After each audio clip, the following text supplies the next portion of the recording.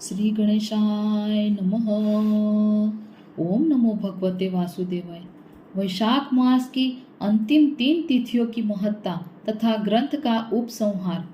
श्रुतदेव जी कहते हैं, राजेंद्र, वैशाख के शुक्ल पक्ष में जो अंतिम 3 त्रयोदशी से लेकर पूर्णिमा तक की तिथियां हैं, वे बड़ी पवित्र और शुभ कारक है। उसका नाम पुण्यकारिणी है। वे सब पापों का क्षय करने वाली हैं।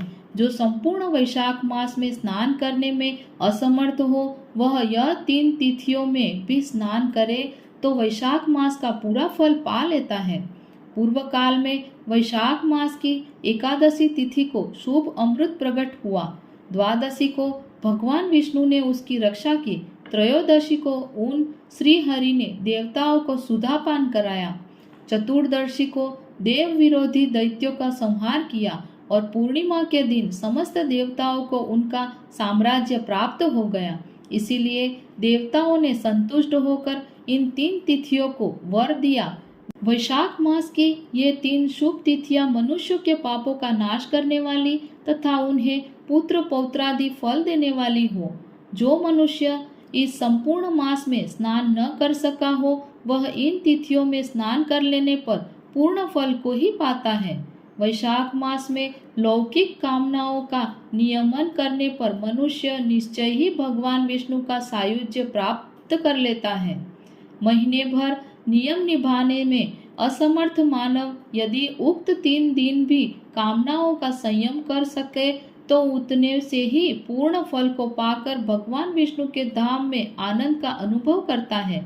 इस प्रकार वर देकर देवता अपने धाम को चले गए। अतः पुष्करिणी नाम से प्रसिद्ध अंतिम 3 तिथियां पुण्यदायिनी, समस्त पाप राशि का नाश करने वाली तथा पुत्र पौत्र को बढ़ाने वाली हैं। जो वैशाख मास में अंतिम 3 दिन गीता का पाठ करता है, उसे प्रतिदिन अश्वमेघ यज्ञ का फल मिलता है। जो उक्त तीनों दिन विष्णु सहस्त्र नाम का पाठ करता है, उसके पुण्य फल का वर्णन करने में इस भूलोक तथा स्वर्गलोक में कौन समर्थ है। पूर्णिमा को सहस्त्र नामों के द्वारा भगवान मधुसूदन को दूध से नहलाकर मनुष्य पापहीन वैकुंठ धाम में जाता है। वैशाख मास में प्रतिदिन भागवत के आधे या चौथाई श्लोक का पाठ करने वाला मनुष्य ब्रह्म भाव को प्राप्त होता है। जो वैशाख के अंतिम 3 दिनों में भागवत शास्त्र का श्रवण करता है, वह जल से कमल के पत्ते की भांति कभी पापों से लिप्त नहीं रहता। उक्त तीनों दिनों के सेवन से कितने ही मनुष्यों ने देवत्व प्राप्त कर लिया, कितने ही सिद्ध हो गए और कितनों ने ब्रह्मत्व पा लिया। ब्रह्म ज्ञान से मुक्ति होती है, अथवा प्रयाग में मृत्यु होने से या वैशाख मास में नियम पूर्वक प्रातःकाल जल में स्नान करने से मोक्ष की प्राप्ति होती है। इसीलिए वैशाख के अंतिम 3 दिनों में स्नान, दान और भगवत पूजन आदि अवश्य करना चाहिए। वैशाख मास के उत्तम महात्म्य का पूरा वर्णन रोग शोक से रहित जगदीश्वर भगवान नारायण के सिवा दूसरा कौन कर सकता है। तुम भी वैशाख मास में दान आदि उत्तम कर्म का अनुष्ठान करो। इससे निश्चय ही तुम्हें भोग और मोक्ष की प्राप्ति होगी।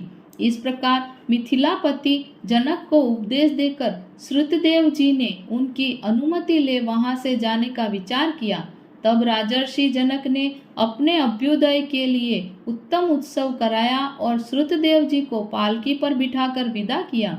वस्त्र, आभूषण, गौ, भूमि, तिल और सुवर्ण आदि से उनकी पूजा कर और वंदना करके राजा ने उनकी परिक्रमा की।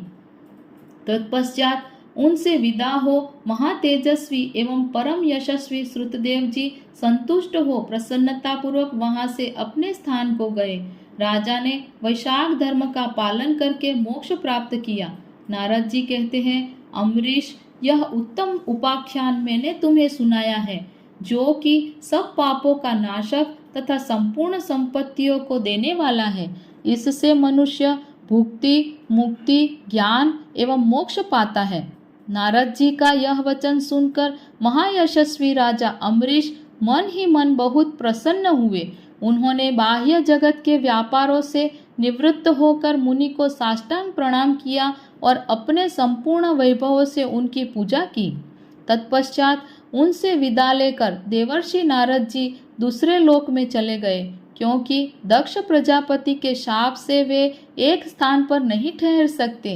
राजर्षि अम्बरीश भी नारद जी के बताए हुए सब धर्मों का अनुष्ठान करके निर्गुण परब्रह्म परमात्मा में विलीन हो गए।